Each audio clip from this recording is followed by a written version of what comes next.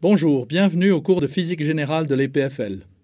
Dans cette leçon, j'aimerais analyser une classe de système dynamique dans laquelle se trouve notamment le problème de l'enfant qui se tient debout sur une balançoire et qui plie les genoux de façon régulière et périodique pour augmenter l'amplitude de son balancement. Je vais commencer par définir une équation de mouvement qui caractérise cette classe de système dynamique. Ensuite, je vais définir ce qu'on appelle une base standard des solutions de cette équation du mouvement. Ensuite, on verra une propriété de translation dans le temps des solutions. Et cela nous permettra d'aborder la question de la stabilité de ces systèmes dynamiques. Je commence par définir cette classe de mouvement par une équation que voici. Vous avez une dérivée deuxième d'une coordonnée, qui bien sûr est une fonction du temps. Si dans l'équation que j'ai écrite, g de t était une constante, on aurait l'équation d'un oscillateur harmonique. Mais ici, on a une fonction du temps. Donc, c'est comme si on avait un paramètre caractéristique du système dynamique qui devient une fonction du temps. C'est pour ça qu'on parlera après de résonance paramétrique. C'est un paramètre du système qui dépend du temps. Ce n'est pas une force appliquée au système, mais c'est un paramètre qui dépend du temps. On va faire l'hypothèse suivante. On va supposer que cette fonction g de t est une fonction périodique de période tau. Je vous donne un exemple d'une telle fonction. C'est l'exemple qu'on verra dans la partie pratique de cette leçon. C'est l'équation de Mathieu qui a la forme suivante. Ici, je l'ai écrite avec un t bar. C'est une variable indépendante sans dimension qui, la notation nous rappelle le temps. Parce qu'en effet, nous allons regarder des systèmes qui dépendent du temps. Cette équation de Mathieu se retrouve dans toutes sortes d'autres systèmes physiques où alors la variable indépendante n'est peut-être pas le temps. Y seconde, c'est la dérivée seconde de ce système par rapport au temps, t bar, et la période, vu que j'ai écrit 2 t bar, la période tau bar, c'est pi.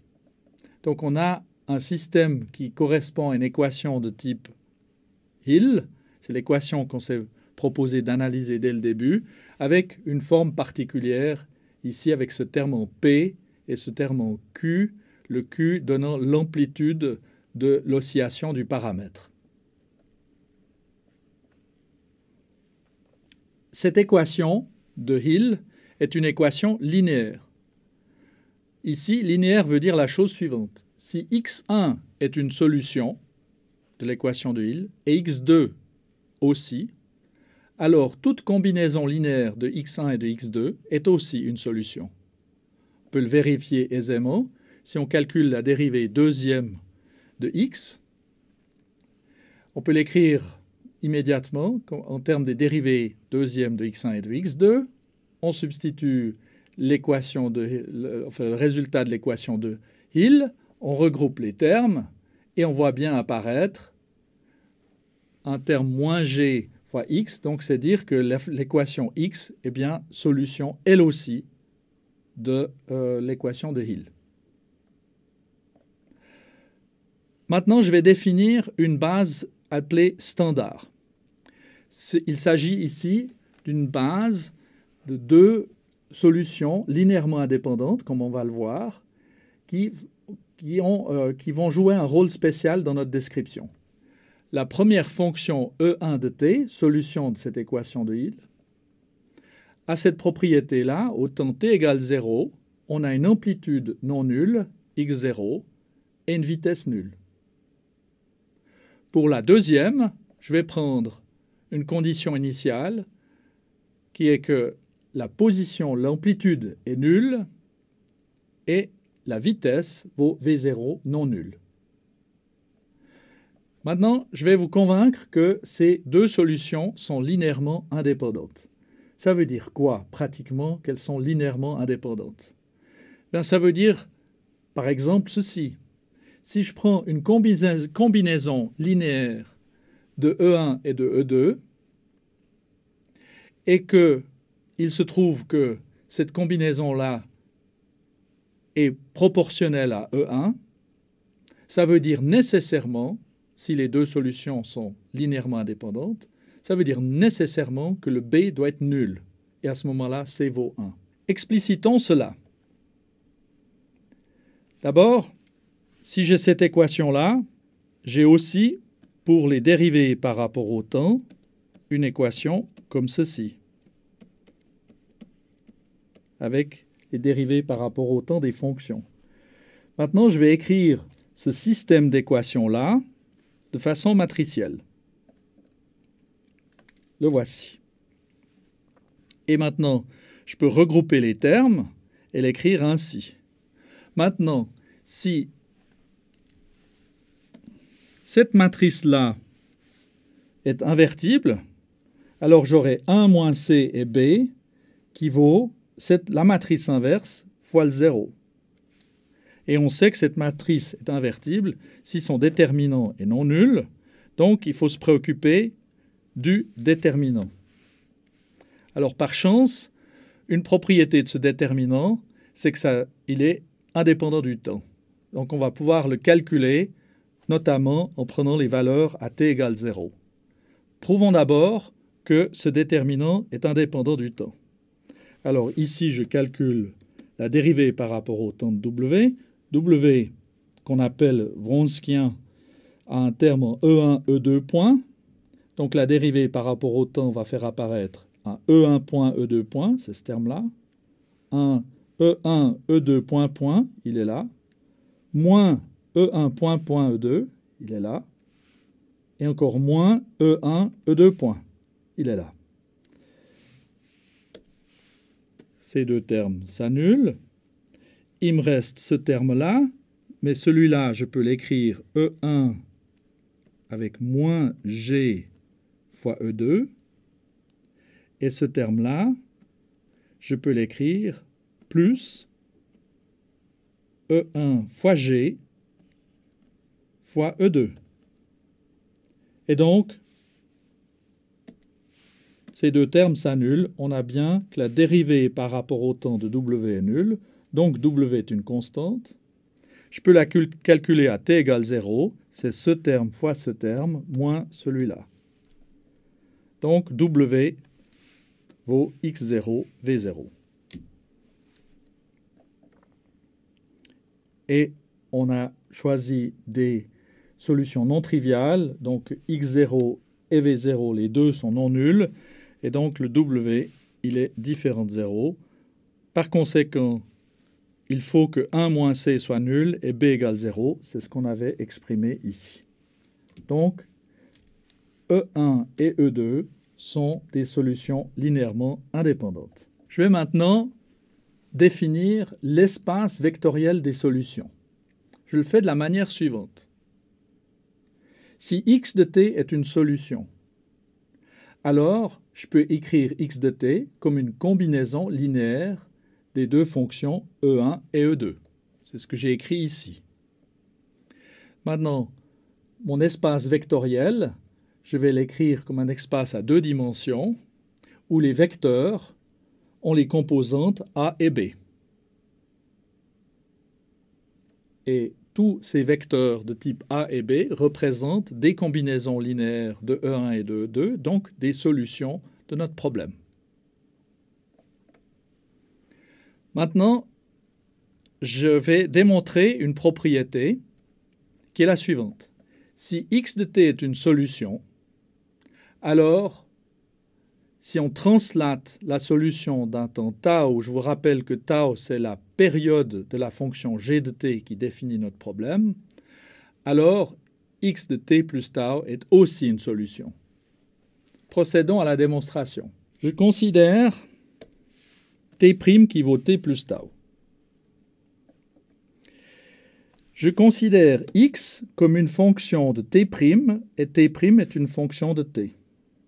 J'applique la règle de dérivation en chaîne, donc d de x sur dt, c'est d de x sur dt', fois la dérivée de t' par rapport à t. Ça vaut 1. Donc, on a la dérivée dx sur dt qui vaut dx sur dt'. Bien sûr, pour la dérivée seconde, on a la même propriété. Maintenant, je considère cette équation du mouvement et je la réécris explicitement comme ceci pour que x soit clairement une fonction de t, g est une fonction de t, x fonction de t ici. Et maintenant, je vais exprimer cette fonction à un autre temps. Ça, c'est vrai pour tout temps. Je vais exprimer ça au temps t plus tau.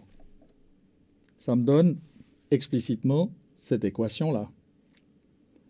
Maintenant, quand on dérive par rapport à t ou à t plus tau, on a la même chose. Donc ce terme-là, je peux le simplifier, comme ceci. Le g de t plus tau, à cause de la périodicité de g, ça vaut g de t. Et je garde le x de t plus tau. Qu'est-ce que cette équation-là me dit?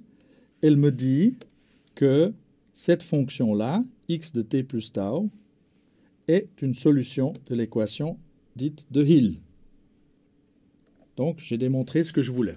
Alors maintenant, je vais faire quelque chose qui me permet de calculer une solution à un temps avancé en fonction d'un temps précédent. Vous allez voir comment ça fonctionne et comment ça peut se faire de façon matricielle. J'ai x de t qui est une solution. Je le projette sur E1 et E2. Et maintenant, je considère la fonction translatée de tau. Je sais que c'est une fonction qui est solution aussi, je viens de le montrer. Alors, je la projette sur ma base standard, E1 de t, E2 de t. Je vais faire maintenant le même exercice avec la base. Je considère la fonction E1 translatée de tau et je vais l'écrire avec deux coefficients. Comme ici j'avais utilisé A et B, je vais utiliser des coefficients R11 et R21 parce que je vais définir une matrice et j'ai mis les indices pour qu'ils correspondent à notre convention habituelle de notation de produit matriciel. Pour E2, je vais aussi mettre deux coefficients. Donc E2 translaté de tau, je l'écris projeté sur E1 et E2. Grâce à cette définition-là, maintenant, si je considère x de t plus tau, en regardant cette formule-là, je peux mettre à la place de t partout t plus tau. Ça me donne ceci. Maintenant, E1 de t plus tau, je l'ai réécrite en fonction de E1 de t et E2 de t. De même pour E2 de t plus tau. Voilà le terme proportionnel à A, le terme proportionnel à B. Maintenant, je regroupe les termes en E1 et en E2. Ça me donne ceci. Et ça doit être mon A', et ça doit être mon B' que j'avais défini ici. Alors, je peux écrire cette relation de façon matricielle. Je peux écrire que A' et B', c'est cette matrice R avec les coefficients dans cet ordre-là, fois AB. Si je veux simplifier les écritures, le vecteur X qui correspond à A'B', j'écris fonction de t plus tau pour me rappeler qu'il s'agit de la solution X translatée dans le temps. C'est cette matrice R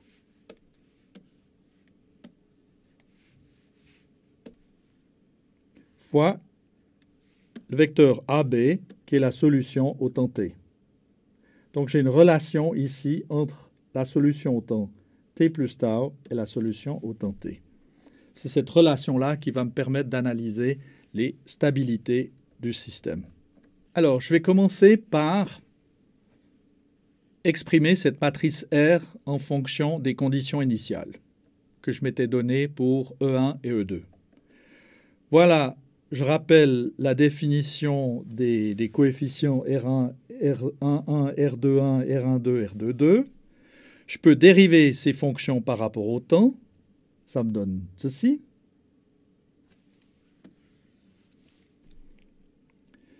Et maintenant, je prends ces relations au temps t égale 0. Et je vois, si je prends par exemple ici t égale 0, ce E1 de t vaut x0.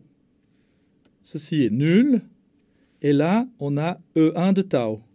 Donc E1 de tau divisé par x0, ça fait R11. C'est ce que j'ai écrit ici. Avec le même raisonnement, vous trouvez les autres coefficients de la matrice, les autres éléments de la matrice. Maintenant, on note que le déterminant de R, c'est donc ça fois ça, moins ça fois ça. Je retrouve ici le terme W, le Wronskien, qui, je vous le rappelle, valait x0, v0. Donc, le déterminant de R vaut 1. Ça, c'est une propriété qu'on va utiliser par la suite. Maintenant, pour comprendre la résonance paramétrique, il suffit de faire le petit raisonnement suivant. J'imagine que je connais ma fonction x de t pour un temps t, que j'ai noté t', petit. Et maintenant, j'aimerais savoir qu'est-ce qui se passe beaucoup plus tard dans le temps. Donc, un temps t. Je peux écrire t comme un certain nombre de périodes plus t'. Alors, la solution au temps t, c'est r à la puissance n. Vous appliquez r n fois sur la solution x au temps t'. Alors maintenant, on va analyser ce que vaut cette matrice r à la puissance n. On va diagonaliser r. Donc, on va supposer, et on va la trouver, on va faire cette diagonalisation. On a R qu'on peut écrire comme un produit U moins 1, R diagonale fois U. À ce moment-là, X, c'est R à la puissance N. Et là, c'est facile de voir. On peut le faire comme ceci. R à la puissance N, c'est R fois R, etc. On peut écrire ça comme U moins 1 R D U, U moins 1 R D U, etc. Hein? J'ai rajouté simplement la matrice 1 ici. Et donc, il ne nous reste plus que le U moins 1 au début, le U à la fin, et RD à la puissance n. Si RD est une matrice diagonale, il suffit de mettre à la puissance n les éléments sur la diagonale. Et je vais écrire ces éléments diagonaux ρ plus et ρ-. On se souvient que le déterminant de R vaut 1, donc ρ plus fois ρ- égale 1. Ça, c'est une propriété qui va être très importante pour cette question de stabilité, comme vous allez le voir. Alors maintenant, je me lance dans le calcul de ρ plus et de ρ-. Donc je cherche, au fond, vous voyez, je dois calculer le problème aux valeurs propres et vecteurs propres. Ρ, c'est la valeur propre. Je cherche le vecteur A et B associés. J'ai cette matrice fois le vecteur qui vaut un nombre fois le vecteur. C'est bien donc un problème de valeur propre. Quand j'effectue le détail du calcul, donc je passe ces termes-là de l'autre côté du signe égal et je cherche un déterminant nul pour que j'ai des solutions A, B non triviales. Alors j'ai ces deux termes qui apparaissent. Dans ce terme-là, dans ce produit de ces deux éléments, j'ai ρ carré qui apparaît. J'ai le terme de produit mixte qui est ici. Et à la fin, j'ai un E1 fois E2 point moins E1 point E2. Or ça, c'est notre W, encore une fois. qui valait x0 vers 0, donc là il y a le 1. Ce terme-là, c'est la somme de ces deux termes. C'est donc ce qu'on appelle la trace de la matrice. Et ça vaut ρ plus ρ moins. Maintenant, si je réécris ici t et que je cherche les solutions pour ρ plus et ρ moins, j'ai t plus ou moins racine de t carré moins 4, le tout divisé par 2.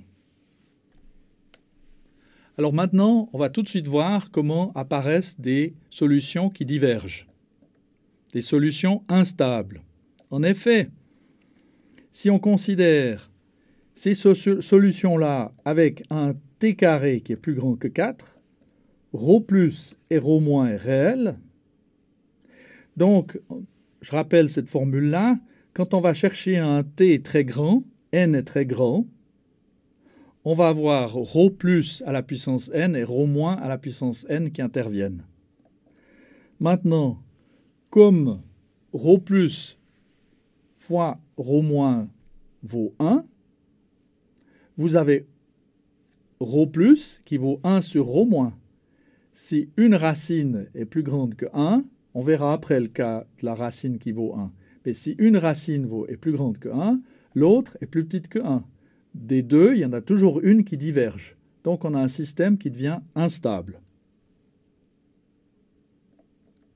Maintenant, je regarde les cas stables. Je considère cette formule pour ρ plus et moins, et je prends le cas t carré plus petit que 4. À ce moment-là, mon ρ plus, je peux l'écrire comme t plus ou moins i fois la racine de 4 moins t carré. Ça, c'est un nombre réel. On remarque que le module de ρ plus et de ρ moins, il faut calculer t carré plus 4 moins t carré divisé par 4, ça fait 1. Le module vaut 1. Donc, je peux écrire mon ρ plus moins comme e à la puissance plus ou moins i phi. Maintenant, il y a des propriétés particulières qui interviennent. Je vais considérer le cas où ρ plus moins vaut e puissance plus ou moins i phi, et phi est différent de 0 et pi. On traitera ces deux cas à la fin. Dans ce cas-là, j'imagine que mon changement de base passe de la base standard à la base des vecteurs propres de la matrice R. Et j'ai donc cette propriété que si je prends le vecteur de base EK translaté de tau, j'ai un E puissance plus ou moins I phi, dépendant que je prends une ou l'autre des solutions, fois la fonction de base autant t. Maintenant, je choisis d'écrire cette fonction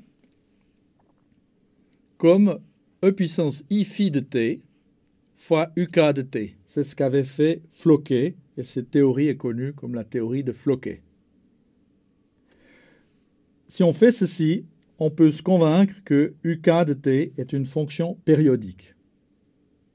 Dans un autre cadre théorique, c'est ce qu'on appelle le théorème de Bloch. Je vais le démontrer, le fait que UK est une fonction périodique de période tau. Il suffit d'écrire la définition de UK de t comme ceci. Ceci est vrai pour tout t. Je vais prendre pour t la valeur t plus tau. Donc j'écris ça. Ici, je mets un t plus tau et t plus tau. Maintenant, là, j'observe le terme que je peux déduire de cette relation-là. Donc j'ai un EK de t qui apparaît ici. Et j'ai donc ce terme qui reste. Ceci qui simplifie comme étant EK de t. Et maintenant, E puissance moins ou plus I phi de t fois EK, ça fait UK de t. Alors, je viens de dire que UK de t plus tau est égal à UK de t. C'est donc dire que UK est une fonction périodique de période tau. Donc voilà qu'on là, on a toute une série de solutions bornées. Je dois encore traiter le cas où phi égale 0. Si phi égale 0, eh bien, on voit tout de suite qu'on a EK translaté de tau qui est égal à EK. C'est dire qu'on a des fonctions de période tau. Je vous rappelle que tau, c'est la période de cette fonction g de t qui caractérise comment le paramètre de mon système dynamique oscille. Si maintenant je prends phi égale pi, j'ai un e puissance moins i pi qui apparaît, qui vaut moins 1. Donc il faut avancer de 2 tau pour retrouver la fonction. On a donc une fonction périodique de période 2 tau. Alors, comme on le verra dans le module suivant, l'analyse d'un cas particulier peut devenir assez lourde, mais dans le cas que je vais montrer, ces fonctions-là, celles qui correspondent à phi égale 0 et phi égale pi, sont ce qu'on appelle des fonctions propres de l'équation de Mathieu. Elles délimitent le régime stable du régime instable. C'est ce qu'on va voir dans le module suivant.